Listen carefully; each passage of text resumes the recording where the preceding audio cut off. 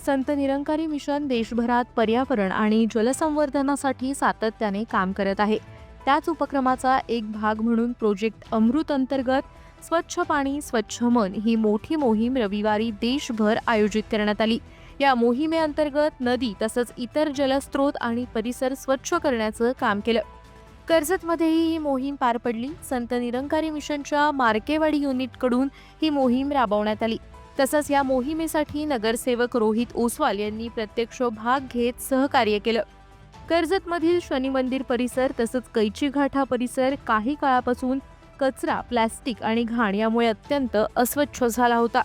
रविवारी सकाळी संत निरंकारी मिशनच्या 200हून अधिक स्वयंसेवकांनी तसंच नगरसेवक रोहित ओसवाल यांच्या सहकाऱ्यांनी एकत्र येऊन हा संपूर्ण घाट परिसर स्वच्छ केला। स्वच्छतेदरम्यान प्लास्टिक व इतर कचरा गोळा करून हटवण्यात आला। नदी किनारी साठलेला कचरा आणि गवत साफ करून किनाऱ्यांची साफसफाई करत परिसर स्वच्छ व नीटनेटका करण्यात आला। स्वच्छतेनंतर घाटाचं व संपूर्ण परिसराचं स्वरूप पूर्णपणे बदलून गेलं। या अगोदर घाणीचं साम्राज्य असलेला हा परिसर आता स्वच्छता अभियानाने चकाचक झाला आहे। दरम्यान या मोहिमेचा उद्देश लोकांना पाण्याचं महत्त्व आणि जलसंवर्धनाची गरज समजावून देणं हा आहे।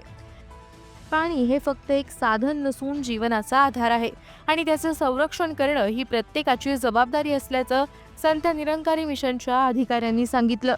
गेली 2023 वर्षापासून हे चौथं चरण आहे की वेगवेगळ्या क्षेत्रामध्ये वेगवेगळ्या भागामध्ये हे स्वच्छता मोहीम राबवली जात आहे। याचा प्रोजेक्टचं नावच मुळात प्रोजेक्ट अमृत।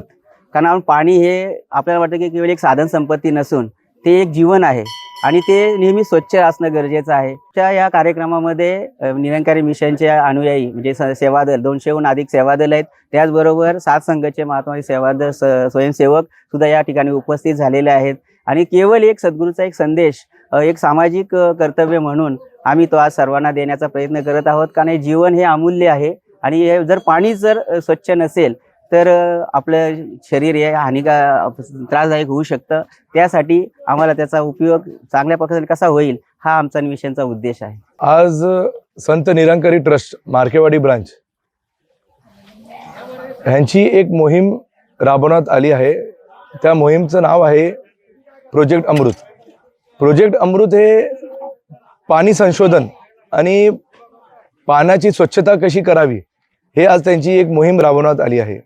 स्वच्छ जल स्वच्छ मन हे जलाचं संशोधन करणे आणि पाणीचं व्यवस्थापन कसं करणे ते आज संत निरंकारी ट्रस्ट मार्केवाडी ब्रांच यांनी एक खूप मोठ्या प्रमाणात कमीत कमी 150 ते 200 लोकांना एकत्र करून ती आज आमची जनसेवा टीम त्यांच्यासोबत सहभाग झालेली आहे।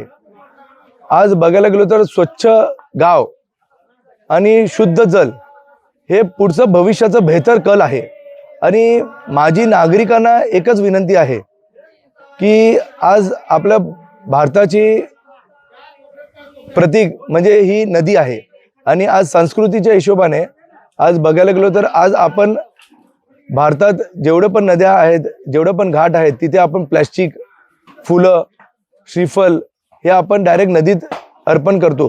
ते न करता आपण नगरपालिकेला आणि नगर परिषद यांना एक विनंती करतो की लवकरात लवकर निर्माल्य कलश सर्व घाटात आणि नदी परिसरात उपलब्ध करून घेणे, जेणेकरून आपली जी भारताची जी संस्कृती आहे त्याच्यात जे आपण अर्पण करतो फुलं हार ते नदी पात्रात न टाकता आपण त्या निर्माल्य कलशमध्ये अर्पण करूया आणि आपल्या भारतीची संस्कृती जी आहे ती तशी शुद्ध राहील। ती मी सर्वांना आवाहन करतो। आपल्या परिसरातील ताज्या बातम्या आणि घडामोडी सर्वात अगोदर पाहण्यासाठी कर्जत अपडेटला सबस्क्राईब करायला विसरू नका।